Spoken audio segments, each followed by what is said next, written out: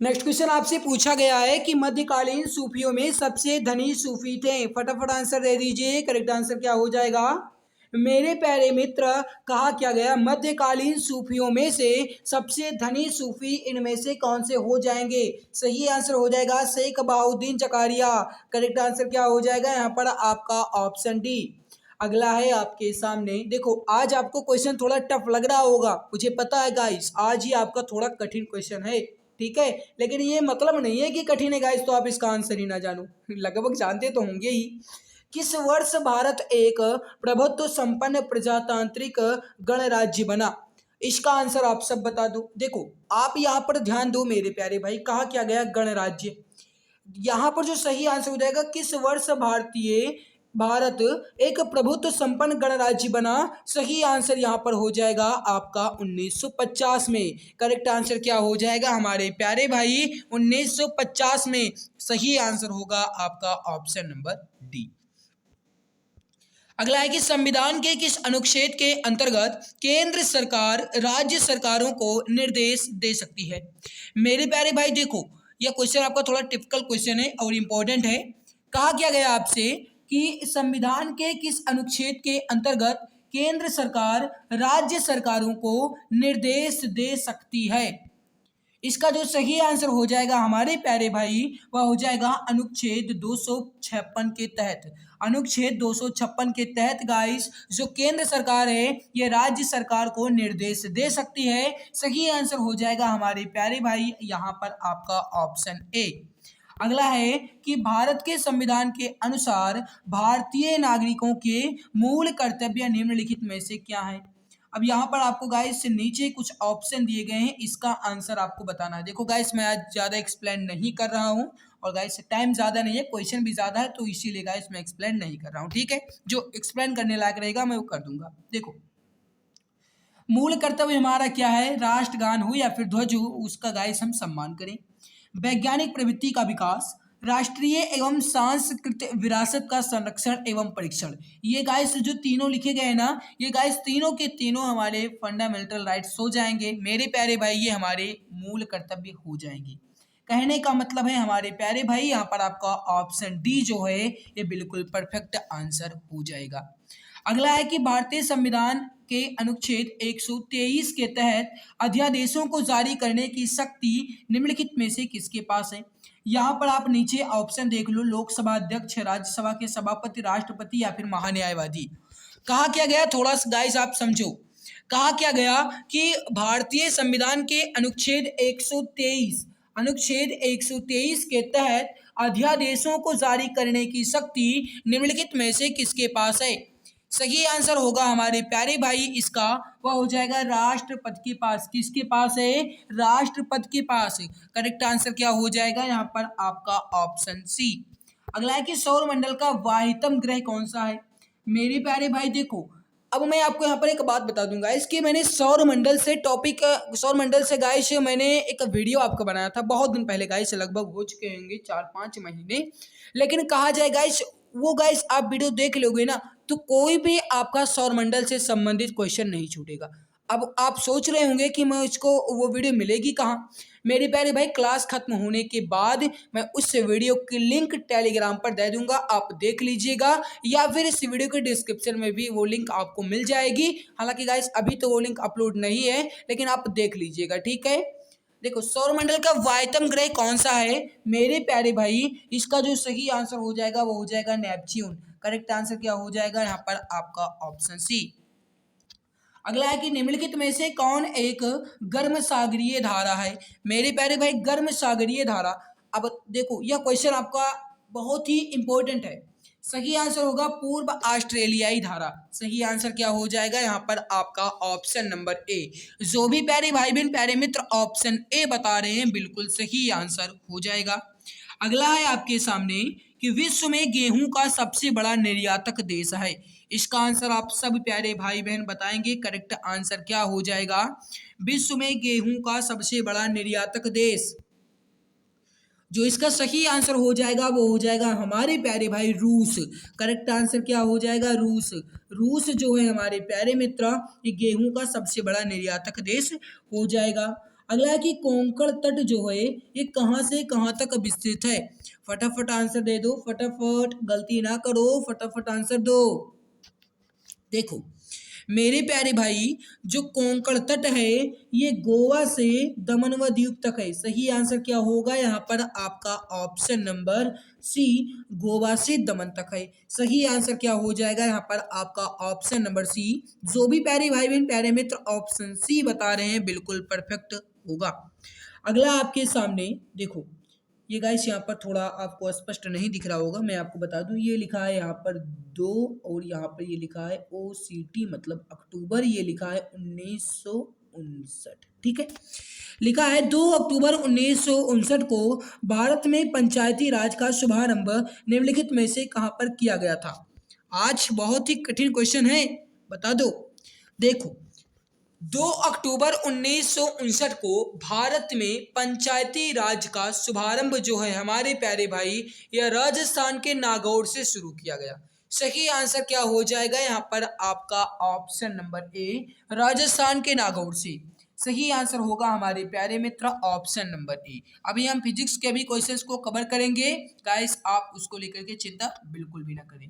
ठीक है, पहले आपका जीके तो कवर हो ही जाने दो। वर्ल्ड डेवलपमेंट रिपोर्ट किसका वार्षिक प्रकाशन है। मेरे प्यारे भाई कहा क्या गया, वर्ल्ड डेवलपमेंट रिपोर्ट। सही आंसर क्या हो जाएगा, WDR का पूर्ण रूप वर्ल्ड डेवलपमेंट रिपोर्ट ही होता है। इसका जो सही आंसर होगा हमारे प्यारे भाई वह हो जाएगा IVRD का प्रकाशन वर्ष है। सही आंसर क्या होगा यहाँ पर IVRD। अगला है कि भारत में रुपए का अवमूल्यन पहली बार जिस वर्ष किया गया था वह था। अब कहने का मतलब है कि भारत में रुपए का अवमूल्यन जो है हमारे प्यारे भाई ये पहली बार कब किया गया था, किस वर्ष किया गया था, बता दो फटाफट। जो इसका सही आंसर होगा ना वह हो जाएगा हमारे प्यारे भाई वर्ष 1949 में। सही आंसर क्या होगा 1949 में। मेरे प्यारे भाई ऑप्शन नंबर ए आपका बिल्कुल परफेक्ट होगा। अगला है कि 1969 में कितने बैंकों का राष्ट्रीयकरण किया गया था। 1969 में कुल कितने बैंकों का राष्ट्रीयकरण किया गया था। सही आंसर हो जाएगा यहाँ पर कुल मिलाकर के 14 बैंक का राष्ट्रीयकरण किया गया था। ऑप्शन सी आपका बिल्कुल सही होगा। देखो ये फिजिक्स से संबंधित क्वेश्चन है, ठीक है, हालांकि भी मैं फिजिक्स को कवर करूंगा लेकिन ये आपके सेट में था वही क्वेश्चन ले लिया गया है। कौन सी एक सदिश राशि है। मेरे प्यारे भाई आप यहाँ पर समझो, सदिश कहा गया, हालांकि गाइस मैंने आप सबको ट्रिक बता रखी है सदिश और अदिश पहचानने की, तो बताओ फटाफट क्या हो जाएगा इसका सही आंसर। मेरे प्यारे भाई आप जानते हैं सदिश राशि की ट्रिक आपकी क्या है, विषुवत बल। मेरे प्यारे भाई मैंने क्या कहा, विषुवत बल। मेरे प्यारे भाई स मतलब हो जाएगा यहाँ पर आपका संवेग, ठीक है, और विश्व का मतलब हो जाएगा विस्थापन। मेरे प्यारे मित्र यहाँ पर जो संवेग है ना, यहाँ पर जो संवेग दिया गया है यह आपकी सदिश राशि हो जाएगी। सही आंसर क्या हो जाएगा यहाँ पर आपका ऑप्शन ए, संवेग। संवेग हमारे प्यारे भाई ये आपकी वेक्टर क्वांटिटीज हो जाएगी। अगला है कि वह ताप जिस पर बर्फ पानी और वाष्प संतुलन में रहता है कहा जाता है। बर्फ हो या पानी हो या वाष्प हो संतुलन में रहता उसे क्या कहते हैं, बताइए बताइए फटाफट। देखो जब गाइस जल जो है ये तीनों अवस्था में रहेगा, यानी बर्फ में रहेगा, द्रव में रहेगा, गैस में रहेगा, मतलब ठोस में रहेगा, द्रव में रहेगा, गैस में रहेगा, तीनों अवस्थाओं में रहेगा मेरे प्यारे भाई, तो उसे हम क्या कहते हैं, वह हो जाएगा गाइस त्रिकबिंदु, यानी तीन अवस्थाओं में तो त्रिकबिंदु। सही आंसर क्या होगा हमारे प्यारे भाई, ऑप्शन डी त्रिकबिंदु कहा जाता है। मेरे प्यारे भाई ऑप्शन डी आपका बिल्कुल परफेक्ट आंसर हो जाएगा। अगला है कि कोशिका को एक निश्चित रूप प्रदान करती है। कोशिका को एक निश्चित रूप प्रदान करती है वह क्या हो जाएगी यहाँ पर, बताइए सही आंसर क्या हो जाएगा। देखो मेरे प्यारे मित्र यहाँ पर जो कहा गया ना कोशिका को एक निश्चित रूप प्रदान करती है वह हो जाएगी कोशिका वृत्ति। सही आंसर क्या हो जाएगा हमारे प्यारे भाई, ऑप्शन नंबर बी। मेरे प्यारे मित्र आपसे ये भी पूछा जा सकता है कोशिका भित्ति जो है किसकी बनी होती है, तो याद रखना मेरे प्यारे भाई यह सेल्यूलोज की बनी होती है कोशिका भित्ति, ठीक है। अगला है कि कैंसर संबंधी रोगों का अध्ययन कहलाता है। कहने का मतलब है मेरे प्यारे भाई कि कैंसर संबंधी रोगों का अध्ययन जो है ये हम किसके अंतर्गत करेंगे, फटाफट आंसर दे दीजिए फटाफट।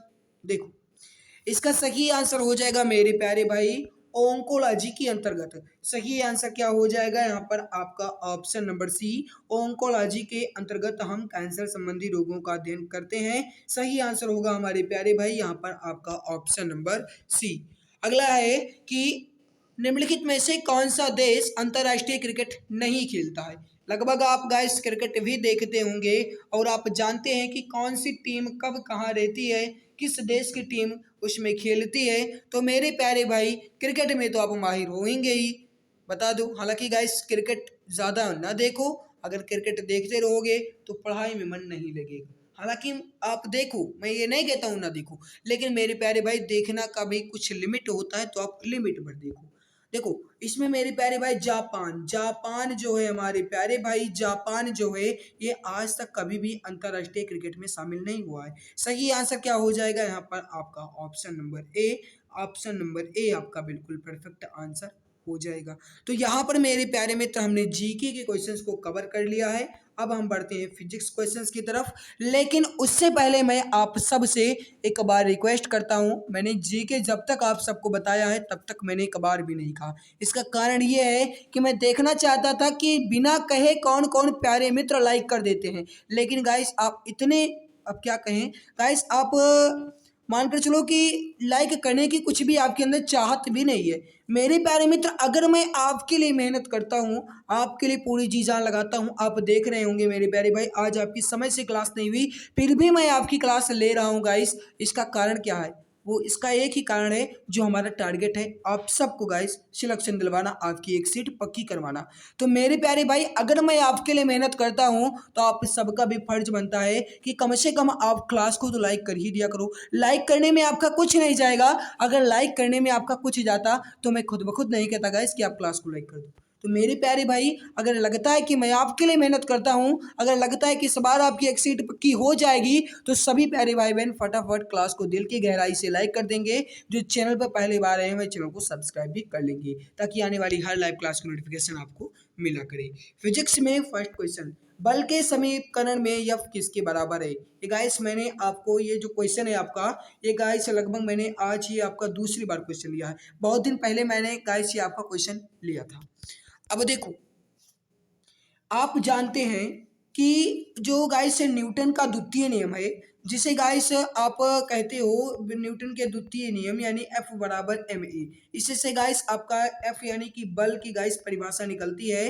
इसी से बल का व्यंजक निकलता है, मतलब force is equal to mass into acceleration. कहने का मतलब है हमारे प्यारे भाई एफ बराबर एम ए हो जाएगा।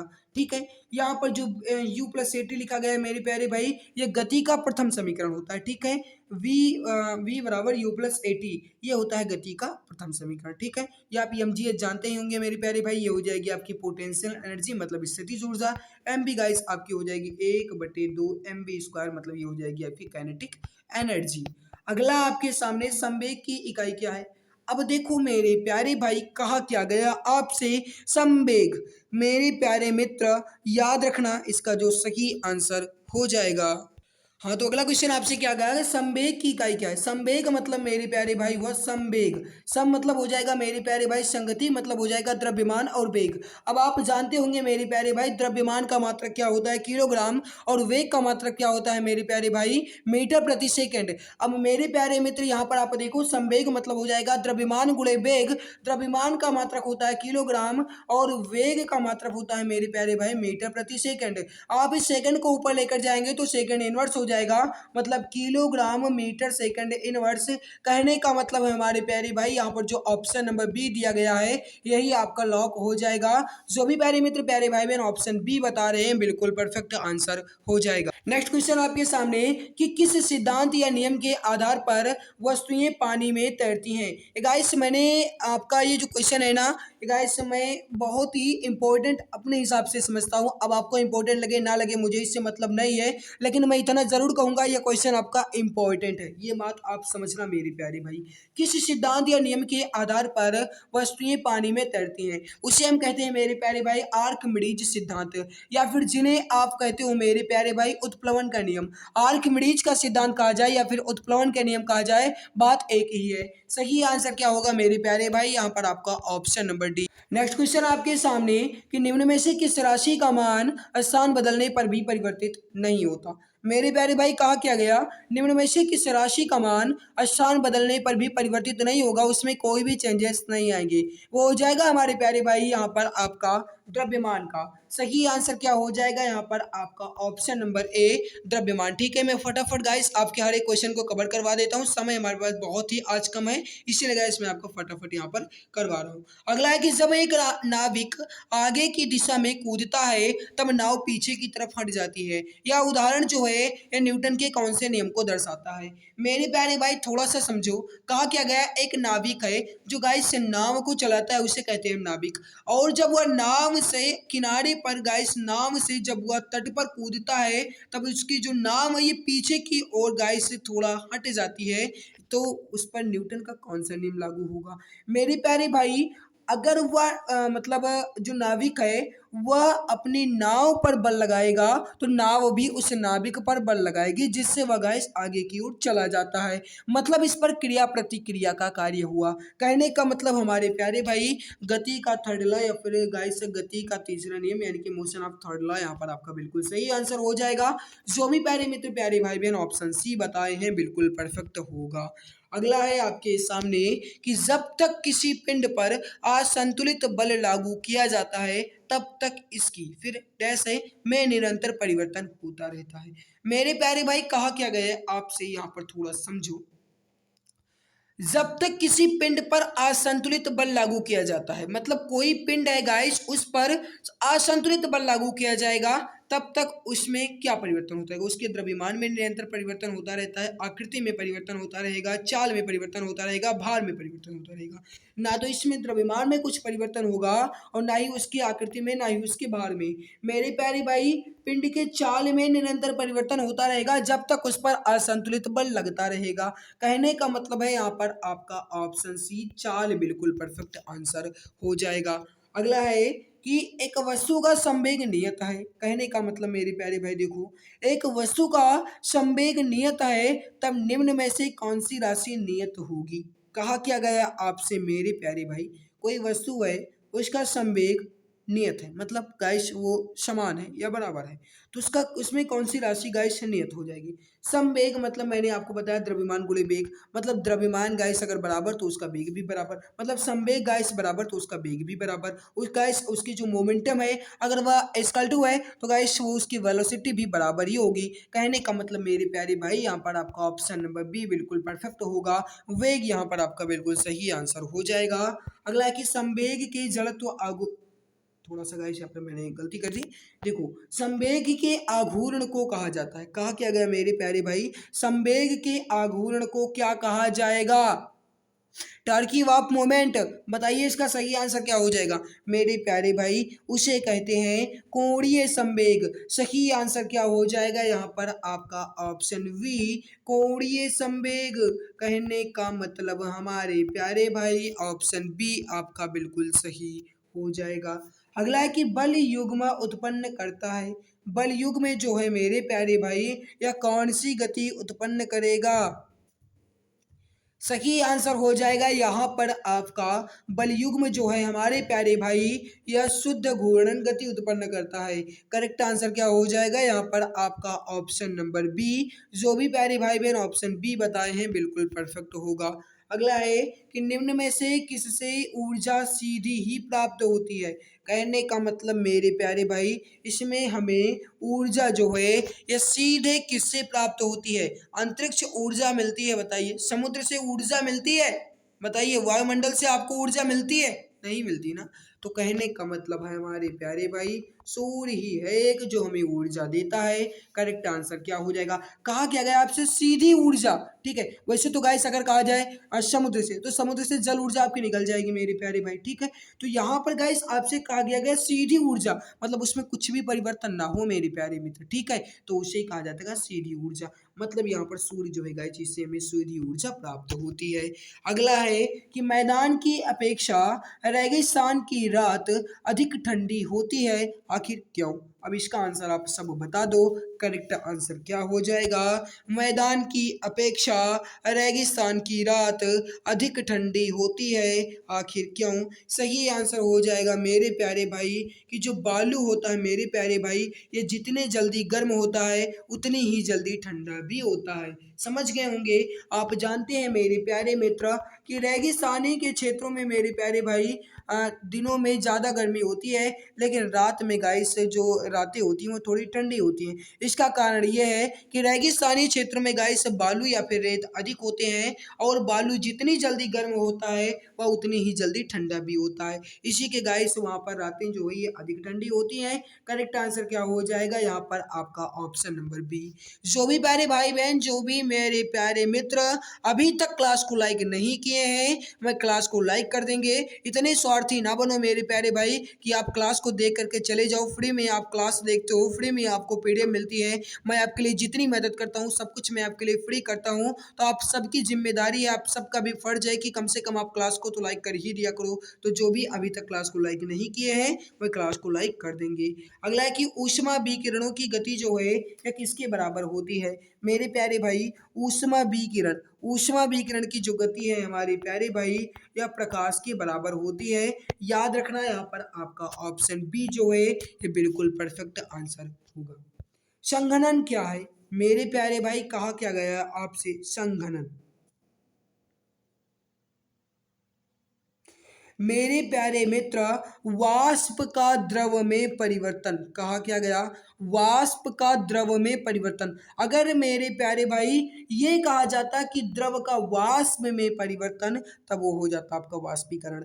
लेकिन मेरे प्यारे भाई संघनन कहा गया, संघनन का मतलब होता है कि वाष्प को द्रव में बदला जाए, तो उसे कहते हैं हम प्यारे भाई संघनन। सही आंसर क्या हो जाएगा? वाष्प का द्रव में परिवर्तन। ऑप्शन बी आपका बिल्कुल सही आंसर हो जाएगा।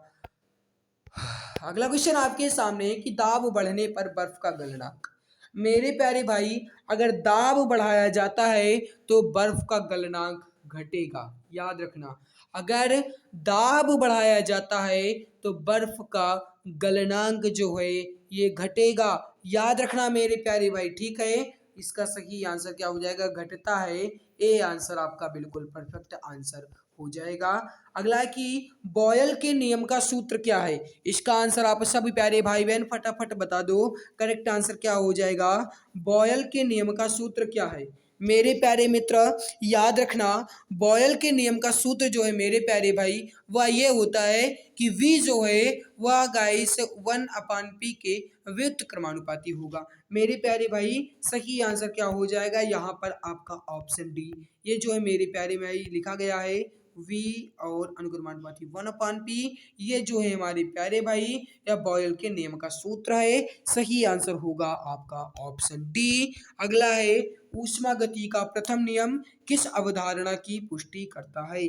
ऊष्मा गति का प्रथम नियम मेरे प्यारे भाई, ऊर्जा ना तो उत्पन्न होती है और ना ही गाइस वो नष्ट होती है, केवल और केवल उसका रूपांतरण ही संभव है, यानी ऊर्जा संरक्षण का नियम। मेरे प्यारे भाई ऊष्मा गति का प्रथम नियम जो है ये ऊर्जा संरक्षण की अवधारणा की पुष्टि करता है। सही आंसर होगा आपका ऑप्शन ए। जो भी प्यारे भाई बहन ऑप्शन ए बता रहे हैं बिल्कुल परफेक्ट हो जाएगा।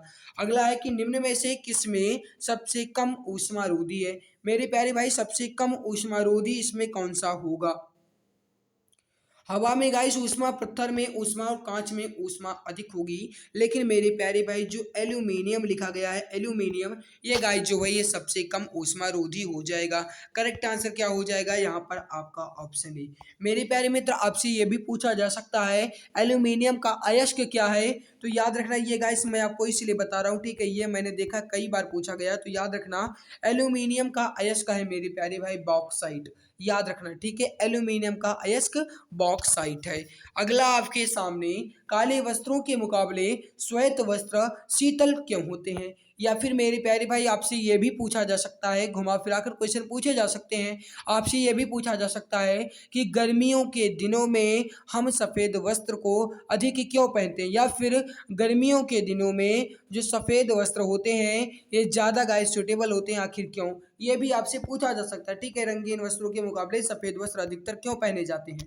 तो इसका सही आंसर होगा हमारे प्यारे भाई क्वेश्चन नंबर यहाँ पर जो लिखा गया है, ठीक है। ये लगभग गाइस हमारा ये 19-20 नंबर क्वेश्चन है। जो इसका सही आंसर होगा ये होगा कि उनके पास जो भी प्रकाश पहुँचता है उसे वह परावर्तित कर देते हैं। कहने का मतलब मेरे प्यारे भाई श्वेत वस्त्र के पास कोई भी प्रकाश पहुँचेगा तो वह उन्हें उसे रिफ्लेक्स कर देंगे, मतलब उसे परावर्तित कर देंगे।